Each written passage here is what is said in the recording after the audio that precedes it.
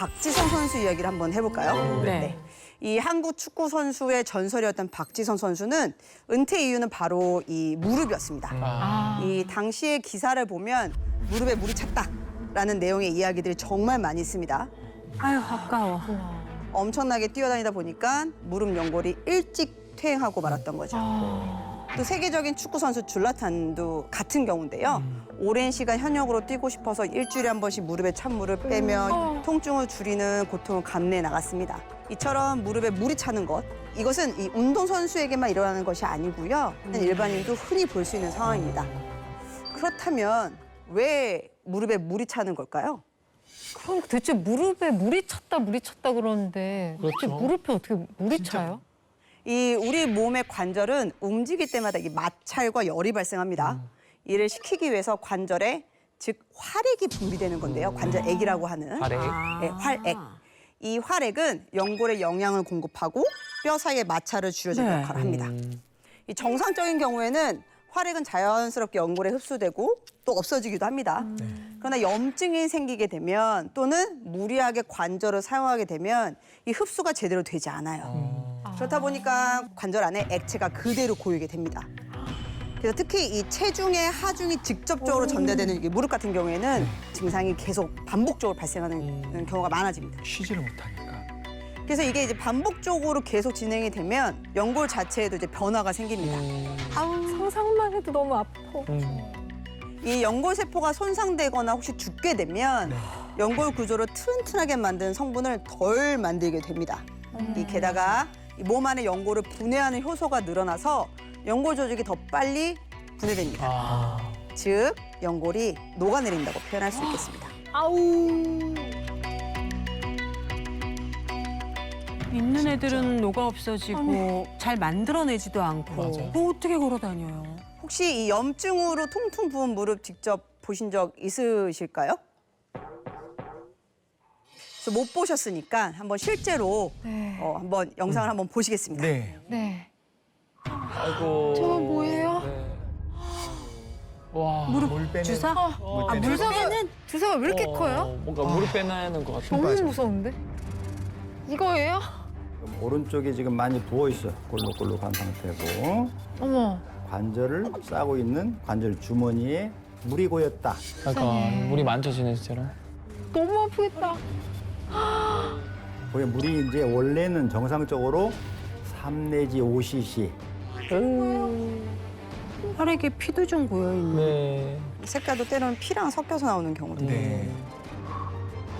세상에. 오, 지금 나온 양만 벌써 20cc가 염증이 생겨서 스트레스가 쌓이기 때문에 물이 많이 나오게 되고 물이 찬다는 것은 결국은 관절에 압력이 증가되는 거죠. 압박이 되는 거죠.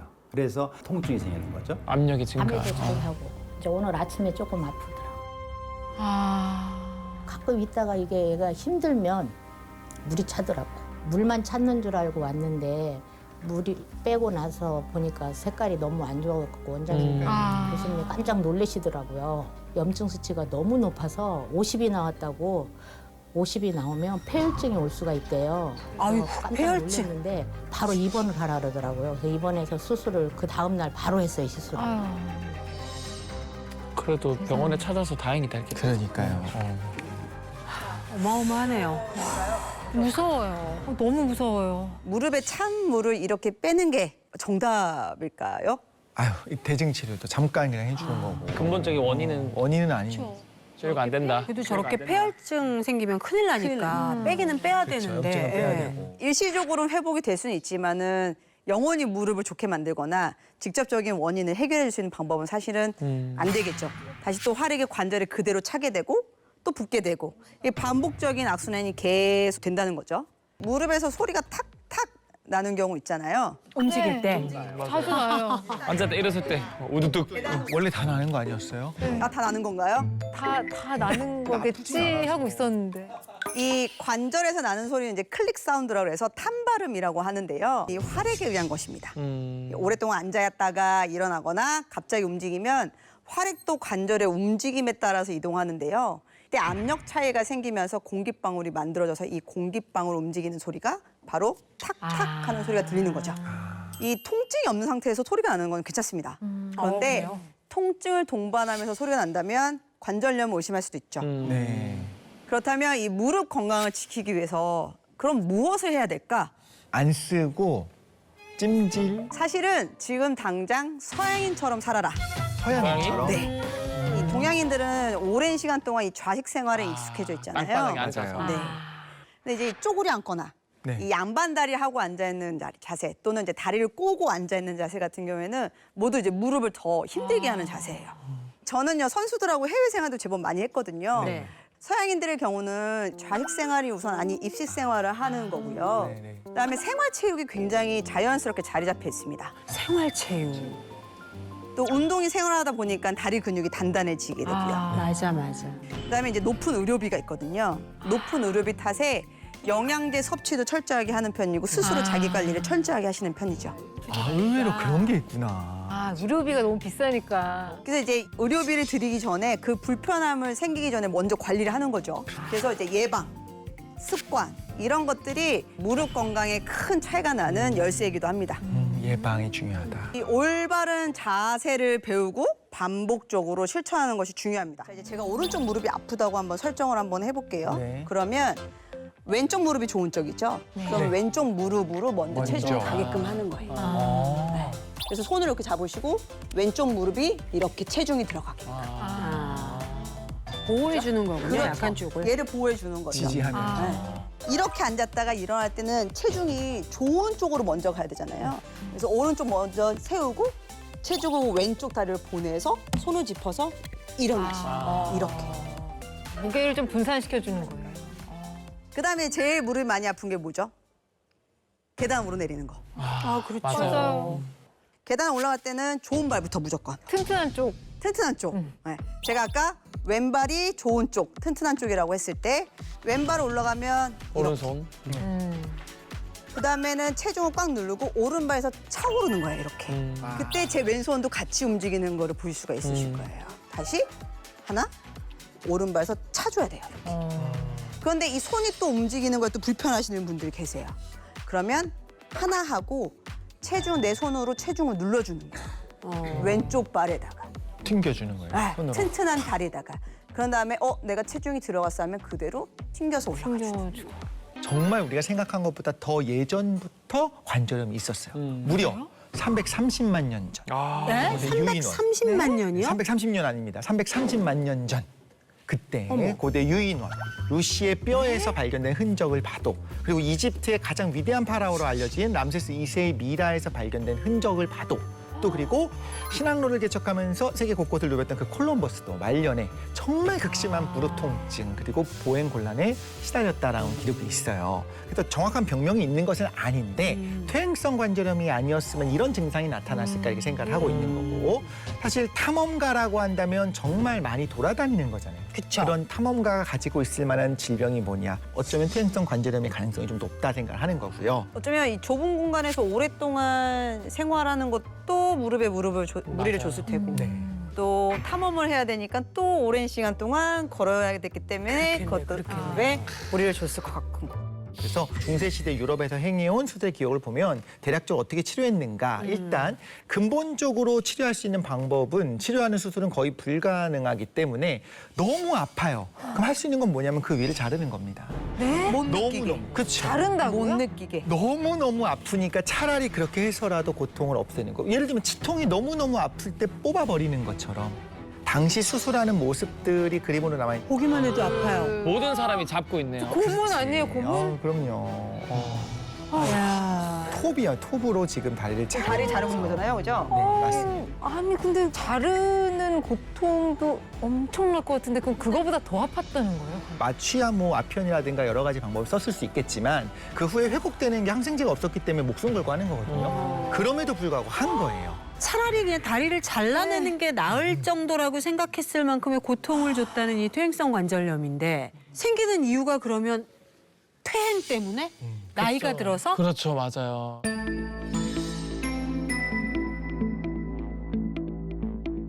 가장 첫 번째 원인으로 꼽을 수 있는 게 노화입니다. 그 중에서도 이 연골 내부를 이루는 쿠션 역할을 해주는 콘드로이친 감소를 이야기할 수 있어요. 이 콘드로이친은 20대부터 감소하기 시작하면서 40대가 되면 절반 수준으로 급감하고요. 이 70대는 뭐 거의 없다. 이제 소멸의 수준까지 이르게 된다라고 볼 수 있어요. 근데 우리 중에 제일 젊은 사람이 웃으면서 저 얘기하니까 조금 얄미운 거 있잖아요. 살짝. 제일 늙은 사람도 있어요. 저는 아직 많습니다. 결국 이 콘드로이친이 감소하면 이 연골 회복 능력이 떨어질 수밖에 없겠죠. 쿠션이 없으니까 같은 충격을 받으면은 더 많이 손상을 받을 수밖에 없고 결국 이 손상 후에 새로운 연골 조직을 형성하는 능력까지 감소합니다. 이 관절끼리 또 비정상적인 마찰이 일어나게 되고 또 염증이 발생해서 결국 이 퇴행성 관절염의 원인이 되는 거죠. 아니 그런데 퇴행성 관절염 앓으시는 분들이 여성분들이 더 많으세요. 왜 그러신 거예요? 우리 여자들한테는 너무 속상한 소식인데 이 퇴행성 관절염 환자의 70%가 여성이고 이 남성의 3배에 달한다는 연구 결과가 있습니다. 여성 호르몬인 에스트로겐이 연골 보호하고 이 관절 내 염증을 억제하는 역할을 하거든요. 이게 실제로 완경 이후에 에스트로겐 수치가 감소하면 이 관절의 연골이 약해지고 염증 반응이 증가해서 관절염의 위험이 커진다는 내용도 있습니다. 이 특히 여성분들은 뭐 다 그런 분들 아니지만 골반이 넓기 때문에 그래서 골반 앞에 있는 전상장골극이라는 골반뼈하고 무릎에 있는 슬개골이라고 하는 그 중심하고 이렇게 각을 만드는데요. 그 각을 저희가 큐각이라고 하거든요. 근데 골반이 크신 분들은 이 큐각이 커져요.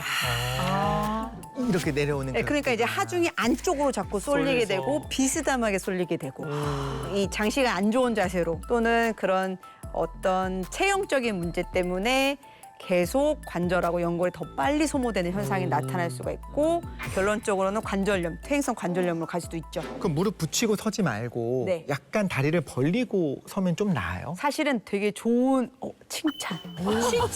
자, 우리 독실언니. 실제적으로 무릎의 통증인데 실질적으로 원인은 골반에 오는 경우가 많고 중둔근이 약한 경우가 있어요. 그런 분들은 다리를 벌리고 서게끔 하거나 앉아있을 때도 다리를 벌리고 앉아있게 해서 베이스를 넓히게 해주는 거죠. 아무래도 더 단단하게. 넓은 기반에 서 있게 해서 관절에 대한 부담을 적게 만들어주는 것도 좋은 방식 중에 하나예요. 근데 어찌 보면 우리가 미의 상징이라고 볼 수 있는 이렇게 골반이 크고 허리가 쏙 들어가고 다리가 이렇게 무릎이 쫙 붙어서 내려오시는 분들이 사실은 굉장히 건강에 안 좋을 수 있겠네요. 네. 예, 상대적으로 이렇게 골반이 크셔서 X자 다리 형태가 되시는 분들이 있는 반면에 한국인 같은 경우에는 좌식 문화가 오랫동안 있으니까 이제 양반 다리를 하는 문화 때문에 O자 다리 형태를 가지신 분들이 있거든요. 네. 근데 O자 다리 형태도 반대로 생각하면 체중이 부하가 그대로 중앙에 떨어지지 않고 바깥쪽으로 이제 떨어지는 상황이 생기게 되죠. 결국에는 체중 부하선이 또 다른 위치에 가게 되니까 무릎 안쪽 연골이 또 손상이 될 수도 있겠죠. 맞아요. 길거리 돌아다니다 보면 이 O자 다리 분들이 꽤 눈에 띄거든요. 그래서 체중이 60kg인 사람이 일자다리인 형태와 O자다리일 때 연골이 받는 하중을 보면 둘 다 이제 왼쪽, 오른쪽 관절 전체에는 30kg씩 압력이 가해지지만 한쪽 씩만 보면 일자다리는 30kg 중에서 15kg 균등하게 이제 하중이 가해지는 거고 O자다리인 경우에는 무릎 안쪽이 20kg, 바깥쪽이 10kg 하중이 가해져서 그렇겠네. 이 안쪽 연골이 더 많이 닳게 되는 거겠죠. 힘이 안쪽으로 집중되는구나. 저는 그리고 이 무릎 아프신 분들한테는 체중 관리도 조금 고려를 하고 중요하다고 말씀을 드리고 싶어요. 몸무게가 1kg 증가할 경우에는 이 서 있을 때 무릎이 받는 하중이 무려 4배. 4배요? 4배가 증가합니다. 4배. 그러면 이제 몸무게가 5kg가 증가할 때마다 무릎 골 관절염의 위험성은 36% 아이고. 증가한다는 결과도 있습니다. 근데 사실 연장선으로 궁금한 게 저는 러닝을 되게 좋아하거든요. 근데 좀 천천히 뛰는 이 슬로우 조깅을 많이 추천하던데 정말 효과가 있을까요?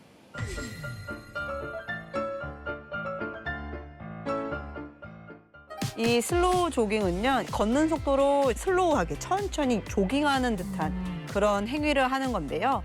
근데 이 뒤꿈치를 착지하는 달리기랑 다르게 앞꿈치로 가볍게 착지를 해서 달리는 방법으로서 기존 달리기와는 비교했을 때 체중 부하가 3분의 1로 줄어들어요. 와. 근데 산책할 때 보니까 어떤 여성분이 정말 예쁘게 차려입으시고 막 뛰는데 계속 그 자리신 것 같더라고요. 그래서 난 걸으면서 희한한 조깅이세요? 힘이 드신가? 일부러 그러고 그렇게 지나갔는데 하는구나. 그거였군요. 그런데 이제 슬로우 조깅을 꾸준히 해주면 근육 강화에도 도움이 되고 또 관절 건강에도 중요한 체중 관리에도 도움이 되고 이제 퇴행성 관절염이 있는 사람들한테는 괜찮아요. 오늘 우리 조현정 물리치료사님 함께하고 계시는데요. 우리가 또 그냥 보내드릴 수는 없죠. 맞아요. 우리가 집에서 쉽게 할 수 있는 셀프 마사지법 이런 네. 거 있을까요? 네. 집에서 TV 보시면서 네. 좀 편하게 또 대화 나누시면서 하실 수 있는 초간단 무릎 마사지법 너무 하나 좋다. 알려드릴 건데요. 네. 양손이 필요합니다. 네. 금손이 필요하시고요. 자, 우선은 앉으셔가지고요. 이 허벅지 밑에 종아리 다리에 종아리 밑에 이제 수건 같은 거를 말아서 두거나 네. 베개 같은 거 두셔야 돼요. 음. 그런 다음에 요게 지금 슬개골이라고 하시면 요 슬개골을 손을 잡으시고 위아래 좌우로 움직이시는 거예요. 슬개골을요? 아니 이게 보통 얘기하다가 민망할 때 이렇게 잘 하게 되는 제가 그게 아니고요. 뭐 이럴 때 하는 동작인데 이게 이거. 몸의 지혜였나 봐요. 그러니까. 민망할 때 여기를 문질러주면서 건강해져라. 근데 이게 이 손으로 그냥 미끄러지듯이 이 피부를 만져주시는 것도 좋긴 하지만 될 수 있으면 이 슬개골을 잡고 해주시는 게 더 좋아요. 얘네들은 무릎을 펴고 구부리고 할 때 슬개골은 자연스럽게 움직여야 되거든요.